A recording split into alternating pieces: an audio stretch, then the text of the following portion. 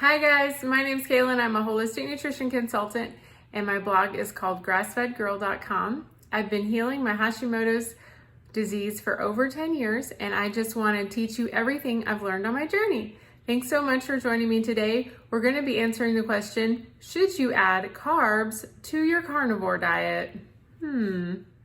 If this video is helpful for you, please leave a comment down below, share, like, subscribe. It really helps to get the word out about the value of meat in our diet. So there's a trend going around of people adding carbs to their carnivore diet, and you may be wondering, is that right for me? Well, you have to ask yourself, why did I go carnivore in the first place? It's really important to look back at your own health history to make this decision. There must have been a reason that you chose to go carnivore because it's pretty extreme. Most people don't just do it on a whim. Most people have tried keto and low carb diets for a while, maybe paleo diets, and then they decided that carnivore was the next best step for them.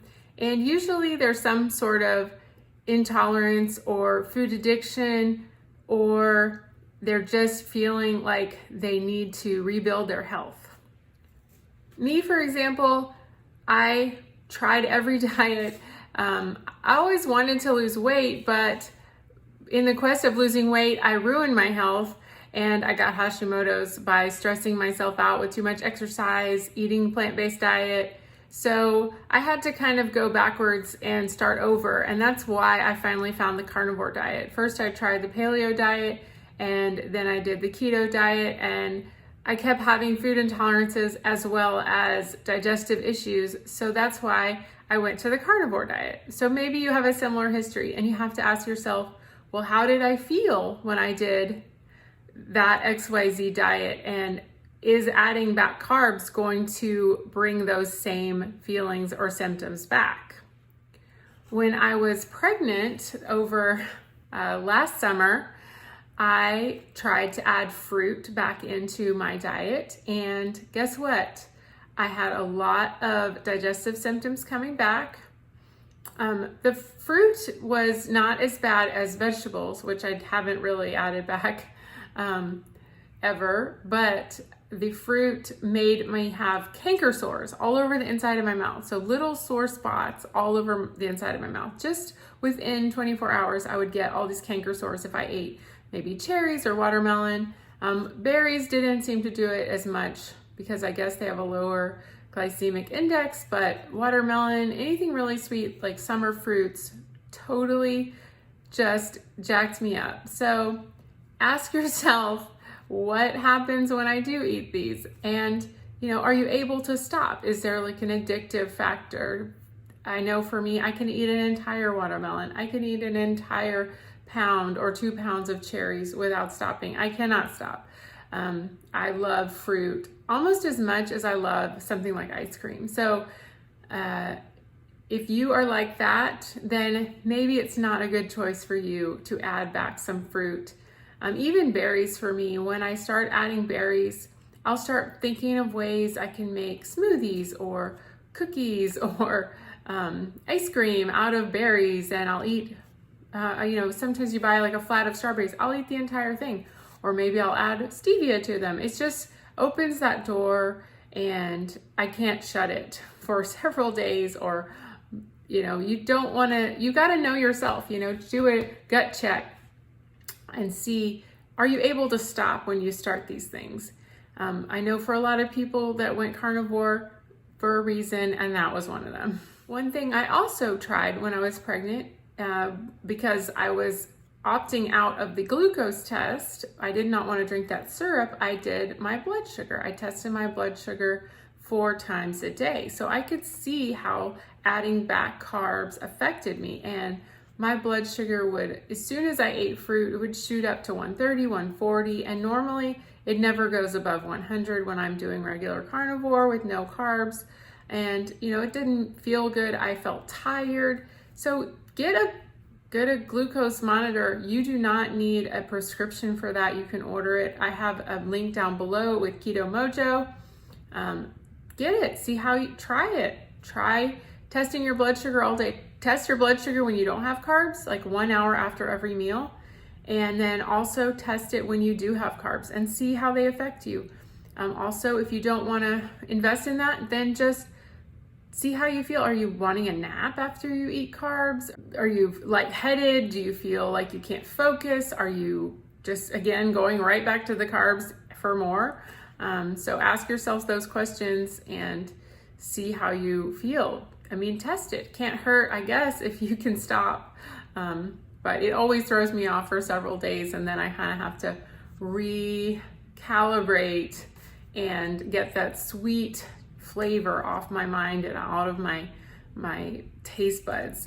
It takes a while. So another thing to ask yourself, are you active? Sometimes a carnivore diet is great for people who are desk sitters at work or don't get much physical activity, because you can still preserve your muscle.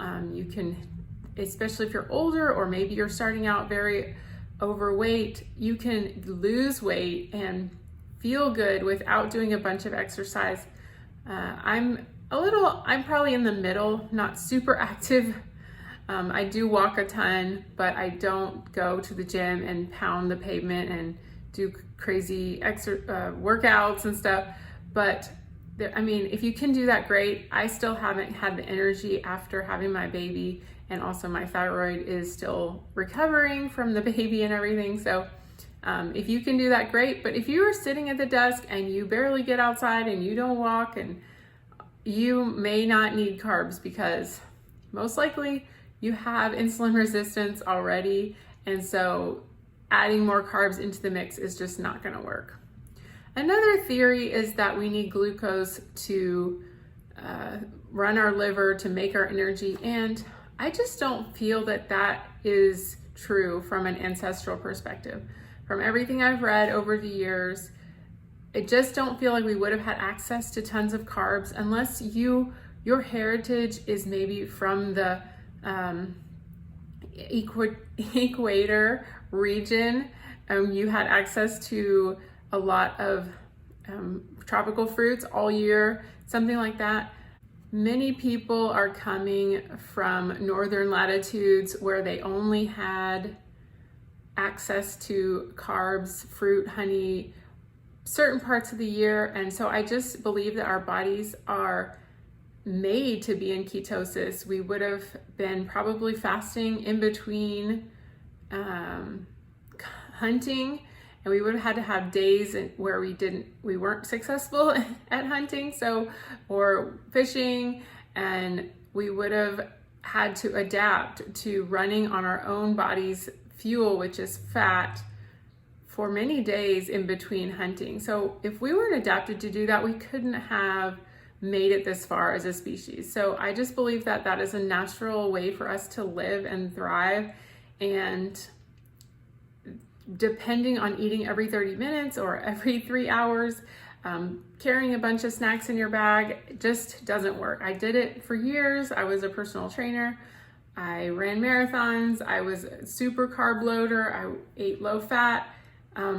But I would crash so hard and I'd start crying if I didn't have a granola bar in my bag 24/7. So it was a really, really bad place. I'm much happier now. I can go 5, 6, 3, 4, 5, 6, 7, 8 hours without eating, and I don't even think about it. But it's natural. It just works.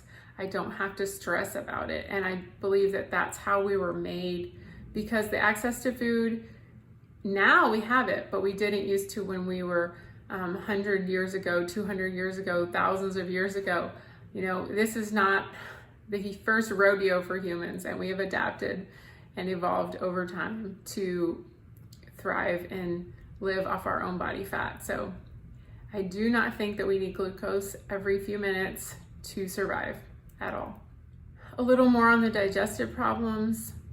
I had severe constipation for years, and I always thought adding more fiber, adding more plants, that's gonna help. But I would gorge on flax and chia and psyllium and cauliflower, broccoli, and it was just a nightmare. I never could figure out my digestive issues, and I was always just had to take magnesium to go to the bathroom, and it was just horrible. So I don't want to add back in any plants.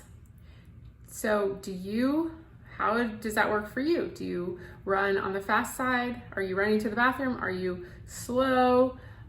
Sometimes fruit will help me go to the bathroom, especially like figs or prunes, but they're so sweet and they're so concentrated in sugar that the benefit is just not worth it to me. So you have to look at what happens in your digestive tract when you eat fruits. Do you also get heartburn sometimes? People get heartburn. I've had that before if I eat too much fruit. And also I just feel, I get that whole blood sugar roller coaster thing going.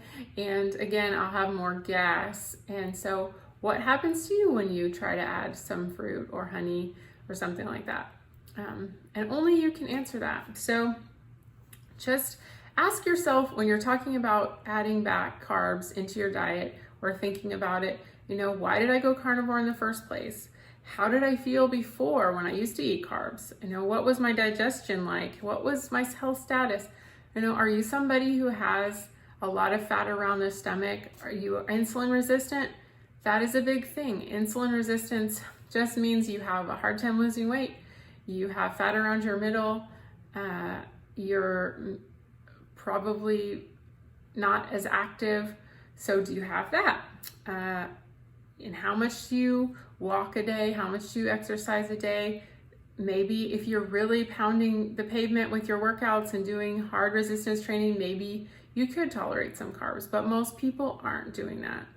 And how is your energy? Do you have to have a nap every day?